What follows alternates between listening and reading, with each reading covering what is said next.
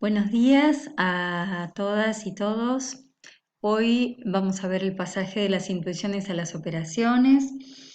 Venimos hablando en clases anteriores del pensamiento preoperatorio y de las dos etapas de este pensamiento preoperatorio. Ya hemos visto el pensamiento preconceptual y nos introducimos en el pensamiento intuitivo.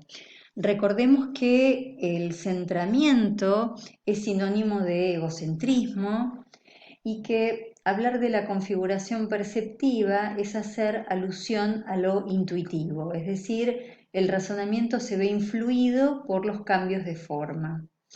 Esta configuración perceptiva equivale a decir que para resolver los problemas planteados va a haber un predominio de la forma perceptiva sobre el nivel operacional.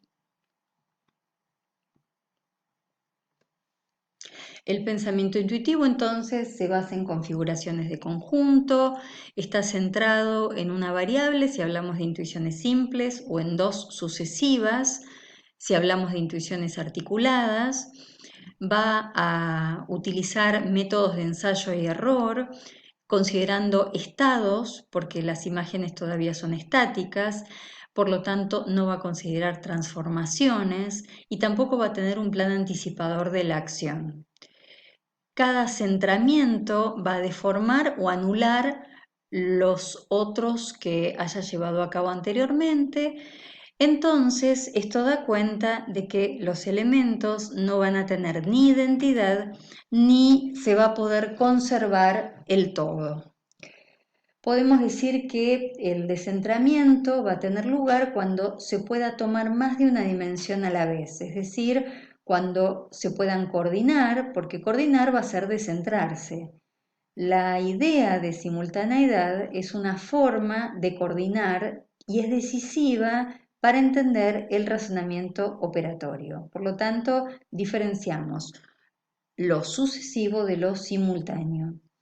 Descentrarse es no solamente quedar fijado a las diferencias, sino al mismo tiempo darse cuenta de lo común, o sea, de lo semejante de esas diferencias. ¿Cómo organiza el niño su mundo? Vamos a tomar en esta clase la génesis de la clasificación, de la seriación y de la conservación. Para hablar de clases necesito hablar de conceptos y dijimos que el razonamiento del niño se basaba en preconceptos.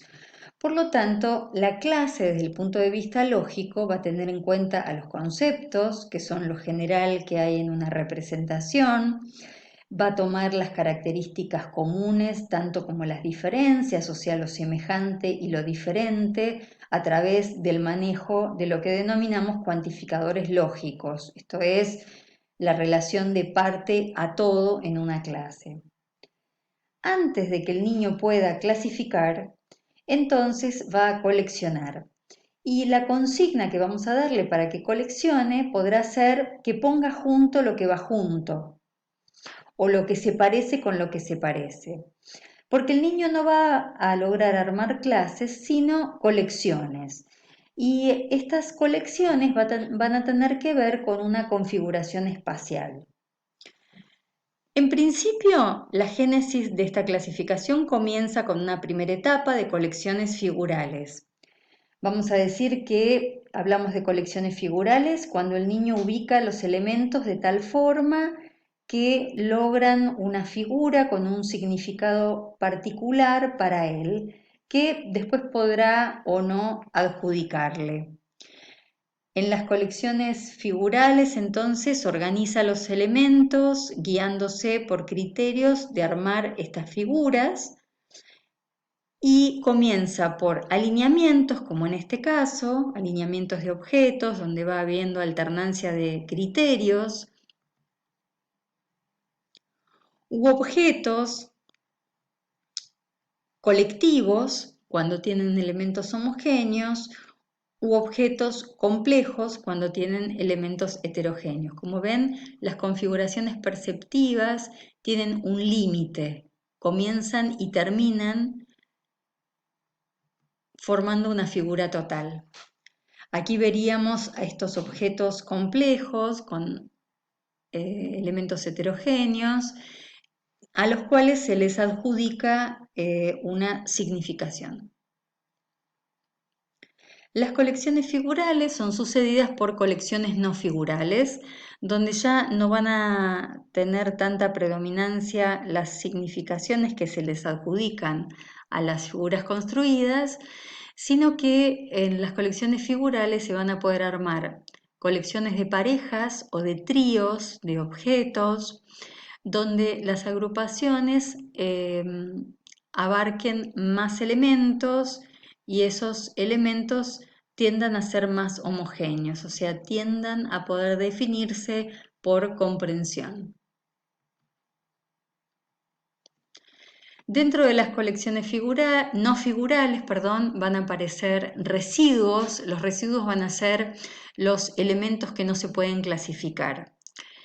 En principio va a haber colecciones yuxtapuestas que no tengan un criterio único, o sea, haya alternancia de criterio dentro de cada colección y que dejen residuos heterogéneos. Por ejemplo, el caso de Jude, que construye 6 colecciones donde arma 5 rectángulos, 4 cuadrados, 3 letras A, 3 letras del mismo color, variadas, 4 círculos grandes, uno pequeño, pero deja un residuo formado por letras que no son clasificables para él.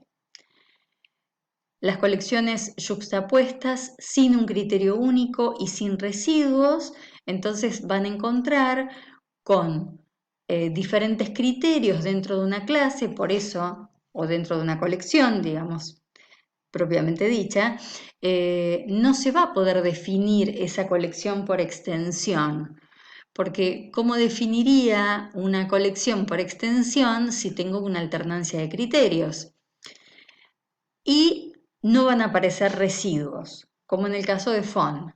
El caso de Jack toma al tipo de colecciones con yuxtaposición de elementos, pero con un criterio único. Por ejemplo, él comienza por 6 colecciones y luego las clasifica por colores. Ahí está el criterio único.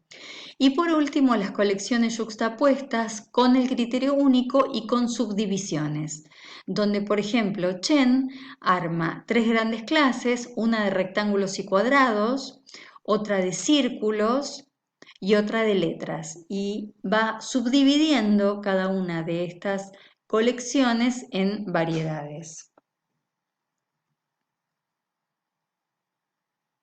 Aquí tenemos, por ejemplo, la clasificación de los objetos por forma, que después podrán dividir por color y por tamaño.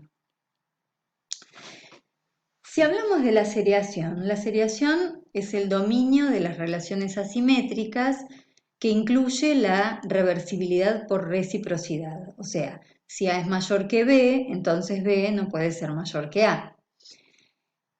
Manejar la seriación es manejar el dominio de las relaciones transitivas. Por ejemplo, si A es mayor que B y B es mayor que C, entonces A es mayor que C. Pero dominar la transitividad es poder ordenar un elemento también sin tener que compararlo con todos los de la serie. En este caso, en la evolución de la seriación, sucede otra cosa. Cuando los niños son capaces de ordenar grupos de elementos, lo hacen como en las colecciones, de a 2 o de a 3 elementos sin llegar a construir una serie. Luego tratan de construir una serie, pero lo hacen por ensayo y error, o sea, al no dominar la reversibilidad y la transitividad, el método es por tanteo. Y el ordenamiento, por ejemplo, solo será en una dirección, porque toman un solo criterio y no pueden seriar los dos extremos de lo que han construido, del ordenamiento que han construido. Si se les pide colocar un elemento nuevo, prefieren volver a armar toda la serie.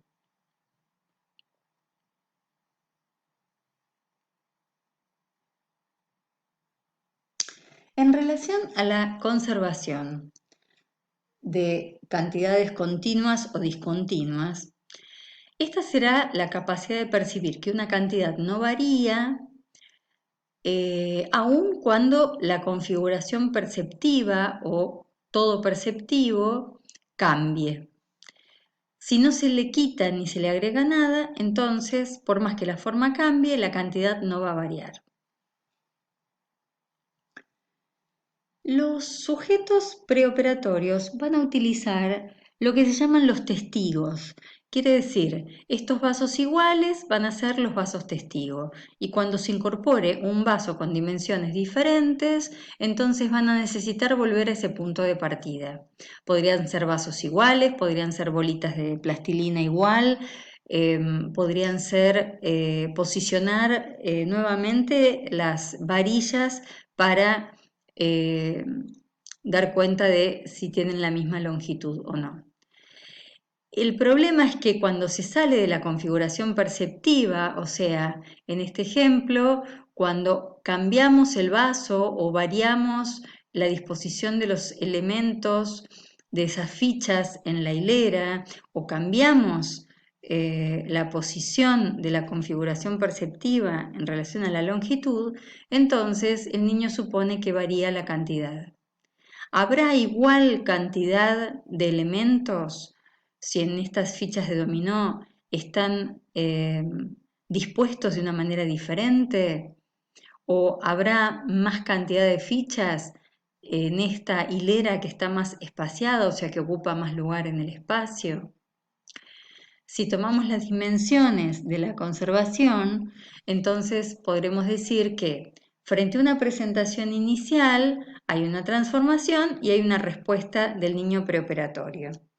Si tomamos en cuenta la noción de número, entonces disponemos de las hileras con un principio y un final idéntico, espaciamos una de ellas y el niño dice que hay más elementos, o sea, más cantidad en aquella que queda más espaciada, o sea, que ocupa más lugar en el espacio. Por otro lado, hacemos lo mismo con dos bolitas de plastilina idénticas y en tanto una ocupe más lugar en el espacio, esa para el niño va a tener más cantidad. Y lo mismo pasará con la longitud. Alineamos los palitos de la misma longitud y en la medida en que hagamos un desplazamiento de uno hacia la derecha, entonces va a parecer que ese tiene más longitud que el otro.